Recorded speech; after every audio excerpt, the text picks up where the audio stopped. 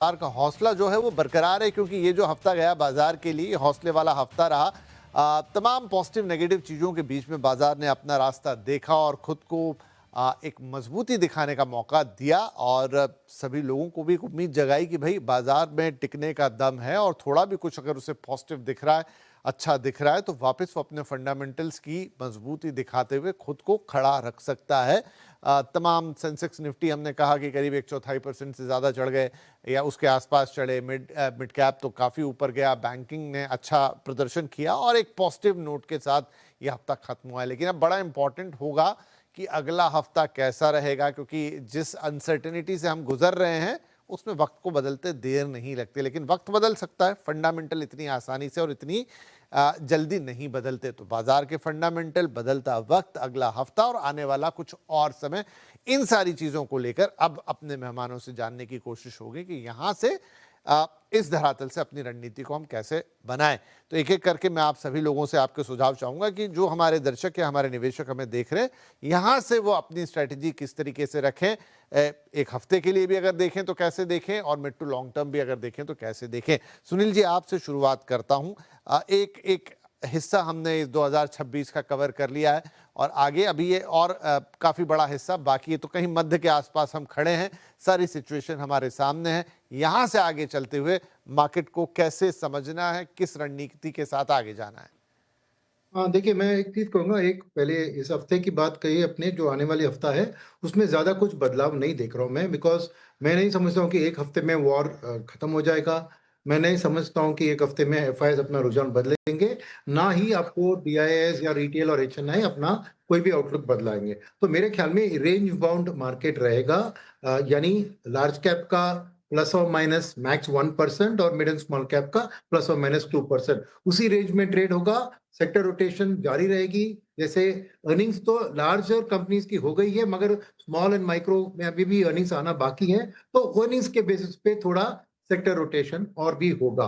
तो इस हिसाब से मेरे ख्याल में इस हफ्ते जो भी आई थिंक संजय जी ने कहा था कि आप डाइवर्सिफाइड और स्टैगर्ड रहिए, वही सलाह दूंगा।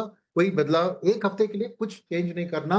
अगर आप खरीदने वाले व्यक्ति थे तो खरीदते रहिए, और आप दूर रहने वाले व्यक्ति थे तो दूर रहिए, क्योंकि आपकी जो मेंटल आउटलुक वो दिख रही है आपकी एक्शन से। मीडियम टर्म में तो एब्सोल्युटली पॉजिटिव है, मगर सिचुएशन वर्स होने के बाद पॉजिटिव हो सकती है। और ये मैं क्यों बता रहा हूं कि अगर ये वॉर और एक महीना चला, तो गीता गोपीनाथ जी जो पहले आईएमएफ की चीफ इकोनॉमिस्ट थी और अभी हार्वर्ड में प्रोफेसर है, उनकी एक इंटरव्यू सुन रहा था, और उनका मानना है कि एक महीना और ये वॉर चला तो तेल 140 जा सकता है। ना ऐसी भयंकर स्थिति हो गई तो ऑब्वियसली मार्केट में उसका रिएक्शन तो दिखेगा। तो एक चीज है कि you be prepared for the worst. अब वर्स्ट क्या है? वर्स्ट है कि तेल का दाम बहुत बढ़ता है, यानी वॉर जारी रहती है। और जब जुलाई फर्स्ट वीक में आपको नेक्स्ट जो एक ट्रिगर पॉइंट है, एक है जून में आरबीआई पॉलिसी। जो आरबीआई में अगर उन्होंने होल्ड सिचुएशन न्यूट्रल रखा और रखा, तो मार्केट उसे खुशी से ले लेगी। उन्होंने हॉकी स्टांट टिल्ट कर दिया, थोड़ा नेगेटिव होता है मार्केट में शॉर्ट टर्म में। फिर जुलाई में जब अर्निंग रिजल्ट्स आएंगी, सबको पता है कि Q1 की रिजल्ट अच्छी नहीं होगी, बिकॉज पूरे 2-3 महीने का रॉ मटेरियल इनपुट का कॉस्ट का इंपैक्ट मार्जिन के ऊपर दिखेगा। मगर बाय देन वॉर खत्म हो गया, तो मार्केट इस बीते हुए क्वार्टर, जब Q1 बीते हुआ क्वार्टर होगा ना, उसको भूल जाकर आगे की सोचकर और आगे बढ़ जाएगी। तो वॉर एक क्रिटिकल फैक्टर है यहाँ पर। और वॉर अगर खत्म नहीं होता है तो क्वार्टर वन अर्निंग्स के कारण थोड़ी दबाव आ सकती है in terms of increased FII selling pressure. But domestic मेरे ख्याल में इतनी जल्दी अपना आउटलुक को एक बैरिश टेंडेंसी में बदलेगा नहीं, क्योंकि मार्केट ओवरसोल्ड है या नहीं, रिटेल एचएनआई को लग रहा है कि मार्केट ओवरसोल्ड है। Perception matters more than reality. तो क्योंकि उन्होंने मार्च का करेक्शन देख लिया, उसके बाद उनको लगा कि मेरी पोर्टफोलियो का तो बहुत करेक्शन हो गया, अभी मैं एवरेज करूं, तो वो सिलसिला जारी है और जारी रहेगा। क्योंकि इतना कॉन्फिडेंस का शेकिंग मैं नहीं देख रहा हूं कि उतने रिटेल इन्वेस्टमेंट में आएगा, और एसआईपी को बंद करके निकालना भी मुश्किल है। तो मीडियम टर्म में आउटलुक में मैं समझूंगा कि ऐसी स्थितियां बाइंग अपॉर्चुनिटी बनेगी। तो staggered, keep accumulating, stay diversified, sector call मत लीजिए। क्योंकि अगर वॉर के बिगिनिंग में सोचते कि बैंकिंग बहुत प्रोटेक्टेड होगा, बैंकिंग सबसे ज्यादा गिरा है वॉर के शुरुआत के बाद। तो ऐसा कोई प्रोटेक्टेड सेक्टर्स नहीं है। तो डाइवर्सिफाइड रखिए। आईटी के बारे में एआई के कारण नेगेटिव सोचेंगे, मगर वैल्यूएशन का करेक्शन 23% गिर चुका है वाईटीडी। तो वैल्यू वर्सेस ग्रोथ की प्ले में वैल्यू का भी एक सिलसिला होता है। तो मेरे ख्याल में मीडियम टर्म में आउटलुक अच्छी है, बिकॉज़ वॉर एक शॉर्ट टर्म फिनोमेनन है। वॉर का कंप्लीट अनरैवलिंग, जैसे संजय जी और सिन्हा जी जिन्होंने बताया था, it will take some time, right. But as long outlook है कि वॉर खत्म होगी और अच्छे दिन आ रहे हैं, मार्केट के लिए वो काफ़ी है बढ़ने के लिए। तो मैं वही कहूँगा कि शॉर्ट टर्म में वॉलेटिलिटी रहेगी, मगर रेंज बाउंड ही रहेगी, ज़्यादा अनलेस तेल 140 तक जाता है, जैसे गीता जी ने वार्निंग दिया है। बस वही एक चीज़ मन में रखना है, इसलिए स्टैगर्ड, एक्यूमुलेटेड, डाइवर्सिफाइड पोर्टफोलियो में रहना, यही मेरी सलाह है। ईश्वर करे कि गीता जी के वार्निंग जो है वो सच ना हो, क्योंकि 140 का क्रूड तो बहुत तरह की दिक्कतें पैदा कर देगा। होपफुली वॉर जल्दी खत्म हो। सुदीप सर की मान लीजिए, अब एक हाइपोथेसिस ही लेकर चलते हैं, लग भी रहा है कि शायद अब वॉर अपने एंड की तरफ है, अनटिल अनलेस कि कोई बहुत बड़ी फिर कोई चीज ना हो जाए, लेकिन जितना होना तो हो गया, अब धीरे धीरे वो एक कंक्लूजन की तरफ जा रहा है। लेकिन जैसा आपने भी जिक्र किया, सबने भी जिक्र किया कि वॉर का खत्म होना अपने आप में एक अलग बात होगी, और उसका जो इम्पैक्ट है वो अभी हमें लंबे वक्त तक झेलना होगा। लेकिन मैं ऐसे मानता हूं कि ये जैसा आईपीएल में एक स्ट्रेटेजिक टाइम आउट होता है ना, कि आपने थोड़ी देर के लिए गेम रोका और वहां से फिर नया गेम शुरू किया, तो बहुत सारे रिजल्ट बदलते हुए हम देखते हैं। तो ये अगर वॉर का एक आ गया कि चलिए एंड हो भी गया, लेकिन वहां से फिर जो नई परिस्थितियां हैं, रिकवरी का दौर और सब कुछ, उसमें किसी को अपनी स्ट्रेटेजी कैसे बनानी चाहिए? तो आप बिल्कुल सही कह रहे हैं। द मोमेंट लेट्स से, जैसे आप कह रहे हैं हाइपोथेटिकली हम लोग अज्यूम करते हैं कि वार खत्म हो गया, अगले हफ्ते कुछ अच्छा अनाउंसमेंट आ गया, तो ऑब्वियसली दुनिया भर के मार्केट और साथ में इंडिया का मार्केट में भी एक बहुत बड़ा छलांग ऊपर की तरफ लगाएगा। इसमें कोई दो राय नहीं है। बहुत शॉर्ट मार्केट है, सारा शॉर्ट कवर होगा, बहुत सारा खरीदारी होगा, एक एक्सूबरेंस मार्केट में देखा जाएगा। पर इसके आगे रियलिटी को संभालना पड़ेगा। रियलिटी क्या है? ये जो इंफ्रास्ट्रक्चर डैमेज हुआ है, ऑयल का सप्लाई रेगुलराइज होके नॉर्मल होने में 6 महीने से 1 साल लगेगा। ये मतलब मैं 3-5 साल की तो बात नहीं कर रहा हूँ, पर मिनिमम 6 महीना लगेगा और मुझे लगता है मैक्सिमम 1 साल के तक नॉर्मल होगा। तो एक ये फैक्टर मार्केट रियलाइज करे। दूसरा फैक्टर हम लोगों को रियलाइज करना होगा, जिसका डिस्कशन इतना नहीं हो रहा है, कि एफआईआईज अक्टूबर 2024 से इंडिया में बिकवाली कर रहे हैं और उसके रीजंस बहुत सारे हैं। अब वो दूसरे चर्चे में हम लोग बात कर चुके भी हैं और आगे भी करेंगे जरूर।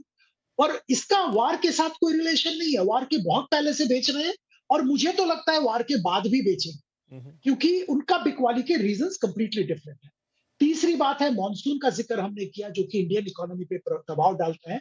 वो हम लोगों को झेलना पड़ेगा, उसका डिस्कशन और उसका डिस्ट्रीब्यूशन कैसा होगा, कितना मॉनसून होगा, वो सब पे ध्यान रहे। तो मुझे लगता है कि एक बार अच्छा खासा यूफोरिया वार एंड होने का दिखेगा, उसके बाद रियलिटी विल स्ट्राइक और हम लोग ये सब वापस डिस्कस करेंगे। और मार्केट के लिए एक रेंज के बाहर जाना थोड़ा मुश्किल है। इमीडिएटली हम लोग नहीं देख रहे हैं। वार खत्म होगा, एक्साइटमेंट आएगा, मार्केट 24,000 प्लस जाएगा एक बार, और उसके बाद once again reality will strike and market will come back in a range. हम लोग वही एफआईआई क्यों बेच रहा है, तेल के प्राइसेस कब कम होंगे, डॉलर रुपी अच्छा कब होगा, और मॉनसून का नेगेटिव इम्पैक्ट कहां तक हम लोगों को खींचेगा, इन्फ्लेशन बढ़ रहा है तो अभी उसका क्या होगा, ये सब डिस्कशन पे आ जाएंगे, क्योंकि ये रियलिटी है और ये रियलिटी वार के बाहर है। इसलिए हमको ध्यान में रखना पड़ेगा। ठीक है, सही है। ये भी एक कि एक बार वॉर खत्म हुआ, एक यूफोरिया आएगा, एक लेवल अचीव हो जाएगा, लेकिन उसके बाद जब चीज़ें बैक टू नॉर्मल होंगी, तो सर संजय जी, जब चीज़ें बैक टू नॉर्मल होंगी, मतलब कि जब एक्सटर्नल फैक्टर या कैटलिस्ट काम नहीं करेंगे, तो फिर क्या हम वापस से बाजार को वही जो हमारी फंडामेंटल दृष्टि है उसी हिसाब से देखना शुरू करेंगे? क्योंकि अभी तो जो वॉर लाइक सिचुएशन या कोविड लाइक सिचुएशन, वहां तो सारे फंडामेंटल फेल हो जाते हैं, अच्छी साइड भी बुरी साइड भी, अच्छी चीज भी लपेटे में आ जाती है, बुरी चीज को भी मौका मिल जाता है। लेकिन जब ये सब थोड़ा नॉर्मलाइज हो जाएगा, प्लस कंसिडरिंग द फैक्टर कि रिकवरी का भी एक टाइम लगेगा और बाकी फंडामेंटल नॉर्मल होते हुए दिखाई देंगे, तब आप कैसे चीजों को रीड करेंगे? तब आप क्या समझ के क्या फिर आप क्वार्टरली अर्निंग्स पे ही ध्यान देंगे, अब कंपनी के फंडामेंटल पढ़ेंगे, या किस हिसाब से अपना डिसीजन मार्केट में लेंगे? तो विपिन जी, मैं तो बाजार का एक छोटा हिस्सा हूँ। मुझे बाजार के ब्रॉडर जजमेंट के सामने झुकना पड़ेगा। तो मेरी ओपिनियन क्या है वो एक माने रखती है, और बाजार किस तरह से बिहेव करता है वो दूसरा माने है। अगर आप देखें तो जो दो सिंबल बाजार को चरितार्थ करते हैं वो है बुल और बेयर। और जैसा आप सब जानते हैं कि ये दोनों एनिमल्स बहुत वेल बिहेव्ड नहीं है।